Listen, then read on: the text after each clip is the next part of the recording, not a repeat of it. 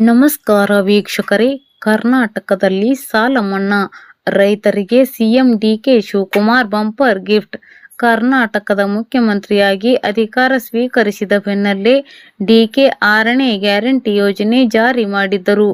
ವಿದ್ಯಾರ್ಥಿಗಳಿಗೆ ಉಚಿತ ಬಸ್ ಸೌಕರ್ಯ ಒದಗಿಸಿದ ಬೆನ್ನಲ್ಲೇ ರೈತರಿಗೆ ಭರ್ಜರಿ ಗುಡ್ ನ್ಯೂಸ್ ನೀಡಲು ಡಿಕೆ ಶಿವಕುಮಾರ್ ಸಿದ್ಧತೆ ಮಾಡಿಕೊಳ್ಳುತ್ತಿದ್ದಾರೆ. ಅದರಲ್ಲೂ ಸಂಕಷ್ಟದಲ್ಲಿರುವ ಸಣ್ಣ ರೈತರ ಸಾಲ ಮನ್ನಾ ಮಾಡುವ ಕುರಿತು ಡಿಕೆ ಶಿವಕುಮಾರ್ ನೇತೃತ್ವದ ಸರ್ಕಾರ ಗಂಭೀರ ಚಿಂತನೆ ನಡೆಸಿದೆಯಂತೆ. ತಮಿಳುನಾಡಿನಲ್ಲಿ ಹೊಸದಾಗಿ ಅಧಿಕಾರಕ್ಕೆ ಬಂದ ಸಿಎಂ ವಿಜಯ್ ರೈತರ ಸಾಲ ಮನ್ನಾ ಘೋಷಣೆ ಮಾಡಿದ್ದರು. ಕರ್ನಾಟಕದಲ್ಲಿಯೂ ಕಾಂಗ್ರೆಸ್ ಸರ್ಕಾರ ಅಧಿಕಾರಕ್ಕೆ ಬರುತ್ತಿದ್ದಂತೆಯೇ ಸಾಲ ಮನ್ನಾ ಆಗುವ ನಿರೀಕ್ಷೆಯಲ್ಲಿ ರೈತರು ಇದ್ದರು. ಆದರೆ ಕಾಂಗ್ರೆಸ್ ಸರ್ಕಾರ ಅಧಿಕಾರಕ್ಕೆ ಬಂದು 3 ವರ್ಷ ಕಳೆದರೂ ಕೂಡ ರೈತರ ಸಾಲ ಮನ್ನಾ ಆಗಿರಲಿಲ್ಲ. ಇದೀಗ ಡಿಕೆ ಅಧಿಕಾರಕ್ಕೆ ಬರುತ್ತಿದ್ದಂತೆಯೇ ರೈತರ ವಲಯದಲ್ಲಿ ನಿರೀಕ್ಷೆಗಳು ಗರಿಗೆದರಿವೆ. ಕರ್ನಾಟಕ ಸಿಎಂ ಡಿಕೆ ಶಿವಕುಮಾರ್ ಅವರಿಂದ ರೈತ ಭಾಗ್ಯ. ಮುಖ್ಯಮಂತ್ರಿಯಾಗಿ ಪ್ರಮಾಣ ವಚನ ಸ್ವೀಕರಿಸಿದ ಬೆನ್ನಲ್ಲೇ ಯುವ ಜನತೆ ಮತ್ತು ವಿದ್ಯಾರ್ಥಿಗಳಿಗೆ ಉಚಿತ ಬಸ್ ಪಾಸ್ ಘೋಷಿಸಿರುವ ಡಿಕೆ ಶಿವಕುಮಾರ್ ಮುಂಗಾರು ಹಂಗಾಮಿನ ಸಿದ್ಧತೆಯಲ್ಲಿರುವ ರೈತರ ಸಾಲದ ಹೊರೆಯನ್ನು ಇಳಿಸುವ ಸಲುವಾಗಿ ಯೋಜನೆಯೊಂದನ್ನು ರೂಪಿಸಲಿದೆಯಂತೆ. ಹಾಗಾದರೆ ಡಿಕೆ ಶಿವಕುಮಾರ್ ಸಾಲ ಮನ್ನಾ ಯೋಜನೆಗೆ ಜಾರಿಗೆ ತಂದ್ರೆ ಯಾರಿಗೆಲ್ಲ ಲಾಭವಾಗಲಿದೆ ಅನ್ನೋ ಮಾಹಿತಿ ಇಲ್ಲಿದೆ ನೋಡಿ. ಸಾಲ ಮನ್ನಾ ಯೋಜನೆ ಯಾವ ರೈತರಿಗೆ ಲಾಭ? ಪ್ರಾಥಮಿಕ ಕೃಷಿ ಪತ್ತಿನ ಸಹಕಾರಿ ಸಂಘಗಳಲ್ಲಿ ಸಾಲ ಪಡೆದಿರುವ ಸಣ್ಣ ಮತ್ತು ಅತಿ ಸಣ್ಣ ರೈತರಿಗೆ ಆದ್ಯತೆ ನೀಡಲಾಗುತ್ತಿದ್ದು, ಪ್ರತಿ ರೈತರ ಕುಟುಂಬಗಳಿಗೆ ತಲಾ 1 ಲಕ್ಷ ರೂಪಾಯಿವರೆಗೆ ಸಾಲ ಮನ್ನಾ ಆಗುವ ಸಾಧ್ಯತೆ ಇದೆ.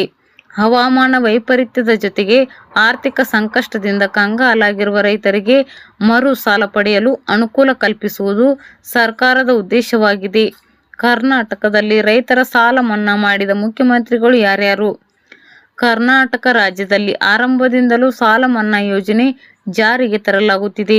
ಅದರಲ್ಲೂ ಚುನಾವಣಾ ಪ್ರಣಾಳಿಕೆಯೇ ರೈತರ ಸಾಲ ಮನ್ನಾ ಅನ್ನೋದು ಪ್ರಮುಖ ಅಸ್ತ್ರವಾಗಿತ್ತು.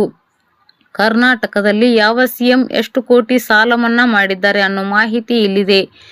ಎಸ್. ಬಂಗಾರಪ್ಪ ಅವರು 1990 ಮತ್ತು 92ರಲ್ಲಿ ರೂಪಾಯಿ 2,500 ಕೋಟಿ ಸಾಲ ಮನ್ನಾ ಮಾಡಿದ್ದರು.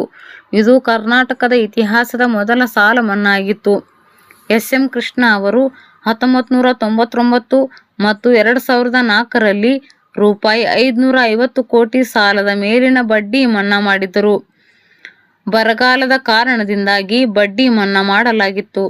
ಜಗದೀಶ್ ಶೆಟ್ಟರ್ ಅವರು 2012-13ರ ಸಾಲಿನಲ್ಲಿ ರೂಪಾಯಿ 3,500 ಕೋಟಿ ಸಾಲ ಮನ್ನಾ ಮಾಡಿದ್ದು, ಇದರಲ್ಲಿ ರೂಪಾಯಿ 25,000ವರೆಗಿನ ಅಲ್ಪಾವಧಿ ಸಾಲ ಮನ್ನಾ ಆಗಿತ್ತು.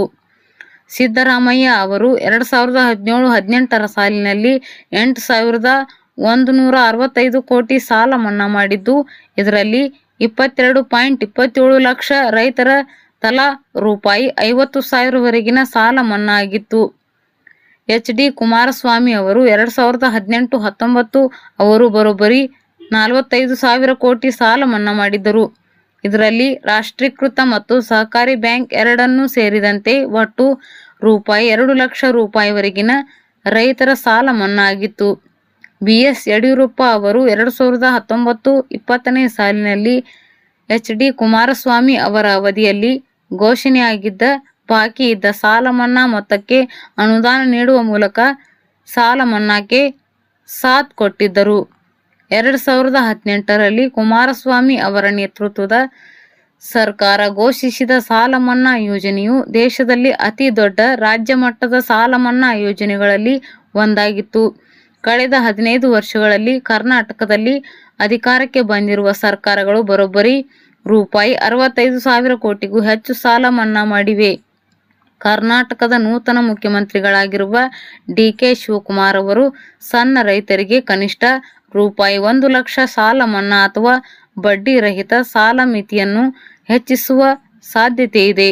2026-27ರ ಬಜೆಟ್ನಲ್ಲಿ ಕೃಷಿ ವಲಯಕ್ಕೆ ಹೆಚ್ಚಿನ ಆದ್ಯತೆ ನೀಡಲಾಗಿದ್ದು, ಶೂನ್ಯ ಬಡ್ಡಿ ಸಾಲ ಯೋಜನೆಯನ್ನು ಮತ್ತಷ್ಟು ಬಲಪಡಿಸುವ ಸಾಧ್ಯತೆ ಇದೆ.